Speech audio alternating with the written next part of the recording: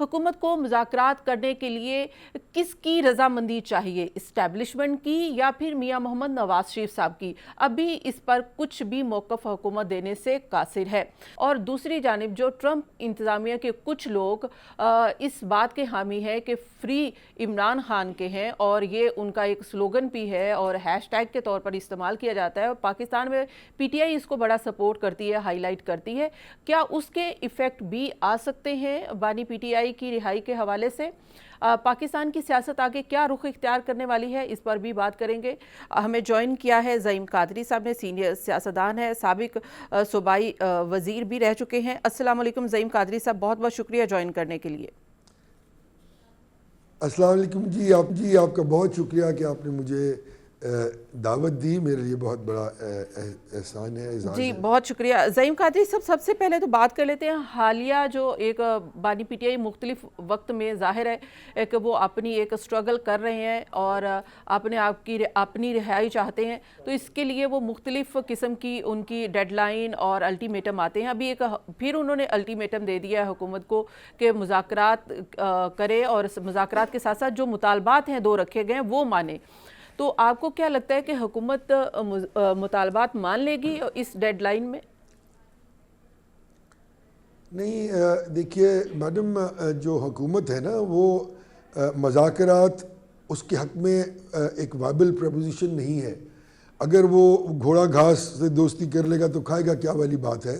हुकूमत इस पोजीशन में नहीं है कि वो मुज़ाकरात करके किसी किस्म की जो है वो इमरान खान साहब को रिलीफ दे दे, क्योंकि अगर इमरान खान साहब बाहर आ जाते हैं तो फिर उनकी हुकूमत तो नहीं रहेगी ना, उनकी हुकूमत तो ख़त्म हो जाएगी। प्रॉब्लम यहाँ ये है कि दोनों पॉलिटिकल पार्टी, चाहे वो पीटीआई हो चाहे वो हुकूमत की अलायंस हो, एलाइज हो, वो सियासत में इतनी दूर चले गए हुए हैं कि जहाँ कोई भी डायलॉग या कोई भी डिस्कशन जो है वो उस हीट को मैनेज या कम करने में काम नहीं आ सकती।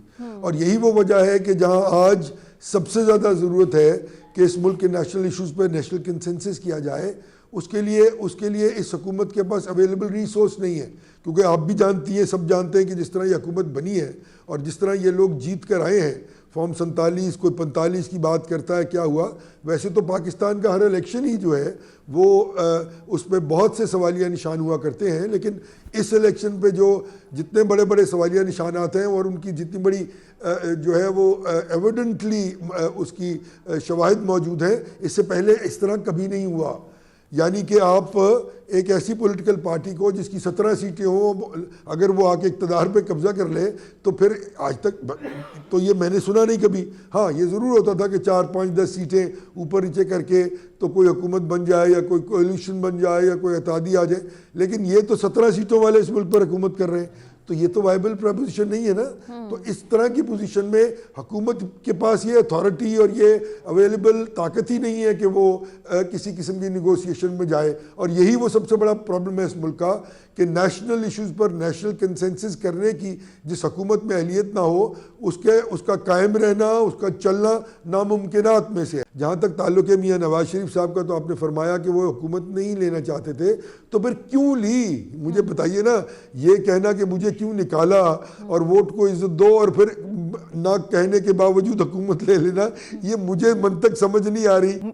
मियाँ साहब ने तो इसीलिए ये हुकूमत का हिस्सा बनने से खुद इनकार कर दिया था, लेकिन वो ये जब हम ये सवाल करते हैं तो वो कहते हैं कि अब दोबारा इलेक्शन करवाए जाते, क्या करते, मजबूरी थी, कोई ना कोई गवर्नमेंट फॉर्म तो करनी थी, तो इसलिए फॉर्म करनी पड़ी मजबूरी में। देखिए, वो गवर्नमेंट फॉर्म करना मजबूरी नहीं है। और इस तरह की एक तो मेरे आपने जिक्र किया, मैं तो 2018 में PMLN छोड़ दी थी बीबी, आज 2024 है तो तकरीबन 6 साल हो गए, तो मुझे उनसे मुंसलिक करना तो मेरे ख्याल में बड़ी ज़्यादती है।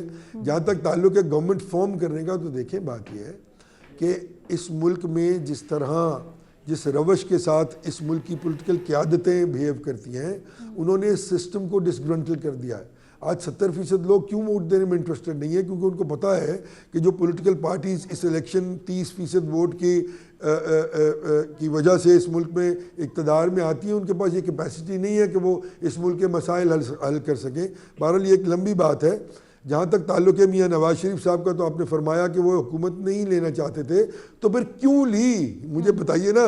ये कहना कि मुझे क्यों निकाला और वोट को इज्जत दो और फिर ना कहने के बावजूद हुकूमत ले लेना, ये मुझे मंतक समझ नहीं आ रही, ना उनकी ना आपका ये सवाल समझ आया कि भाई किसी ने ज़बरदस्ती ला के बिठा दिया आपके भाई को। खुदा का वास्ता यार, आप अगर आ ही गए हैं और ज़बरदस्ती बैठा ही दिए गए हैं या बैठ ही गए हैं, तो आप नेशनल कंसेंसस की तरफ जाइए।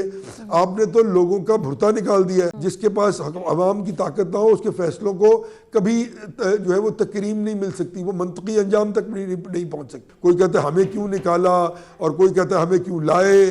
तनख्वाहें इनकी 1 लाख रुपए से 90,000 से 9 लाख रुपए हो जाती है, तो ये कहते हैं कि हमारा तो गुजारा नहीं हो रहा यार। ये कोई मुल्क है बीबी, ये कोई बातें करने वाली? ये लोग तो सिर्फ इक्तदार और कब्जा ग्रुप और पैसे दौलत से आके इक्तदार पे कब्जा कर लेते हैं, तो इसका ये मतलब नहीं है कि वो लोगों के नुमाइंदे भी बन गए। ज़हीम कादरी साहब, आपके ख्याल में हुकूमत नहीं करते, कोई भी गवर्नमेंट फॉर्म नहीं होती, जो सियासी क्राइसिस था, एक बार फिर इलेक्शन में चले जाते और ये मुल्क के खजाना खाली होने के बावजूद आप इलेक्शन में जा सकते थे? कोई जरूरत नहीं थी इलेक्शन में जाने की जी, कोई ज़रूरत नहीं थी इलेक्शन में जाने की।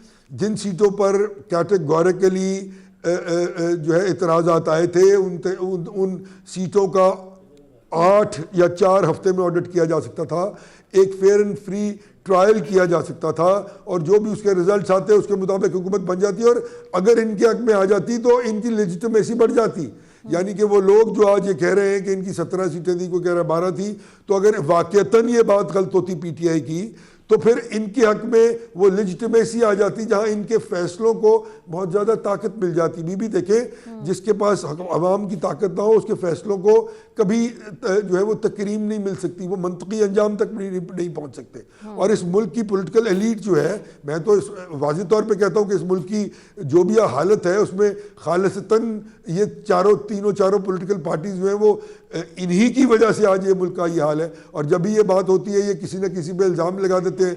कोई कहता है हमें क्यों निकाला, और कोई कहता है हमें क्यों लाए, कोई कहता है कि जी हमें, जब वो कहते हैं जी जब तक तो आपको उन्होंने सब कुछ बनाया हुआ था, तो वो बहुत अच्छे थे, और जिस दिन वो आपकी हरकतों की वजह से, आपकी करप्शन, डिसऑनेस्टी और अपनी जाहिलियत की वजह से, इनकॉम्पिटेंस की वजह से आपके साथ रिएक्टिव होते हैं, तो आप ये कहते हैं कि जी देखें ये तो बड़ा जुल्म हो गया हमारे साथ। भाई अब अपने मामला दुरुस्त करें। अगर इस मुल्क को इस्टेब्लिशमेंट ने नहीं बचाना, तो फिर इन पॉलिटिकल पार्टीज ने बचाना, जो 40-50 साल से इक़्तिदार में बैठी है, और सवाए 40 हज़ार अरब रुपया कमाने के इन्होंने किए कुछ नहीं है। गरीब सितर होता चला जा रहा है। मुल्क के फाइनेंसेस और फिजिकल स्पेस जो है वो तबाह के रह गई है। तनख्वाहें इनकी 1 लाख रुपए से 90,000 से 9 लाख रुपए हो जाती है, तो ये कहते हैं कि हमारा तो गुजारा नहीं हो रहा यार। ये कोई मुल्क है बीबी, ये कोई बातें करने वाली? ये कौन सा कानून राय जो फायक है, और किस जमहूरियत की आप बात करती हैं? ये लोग तो सिर्फ इक्तदार और कब्जा ग्रुप और पैसे दौलत से आके इक्तदार पे कब्जा कर लेते हैं, तो इसका ये मतलब नहीं है कि वो लोगों के नुमाइंदे भी बन गए।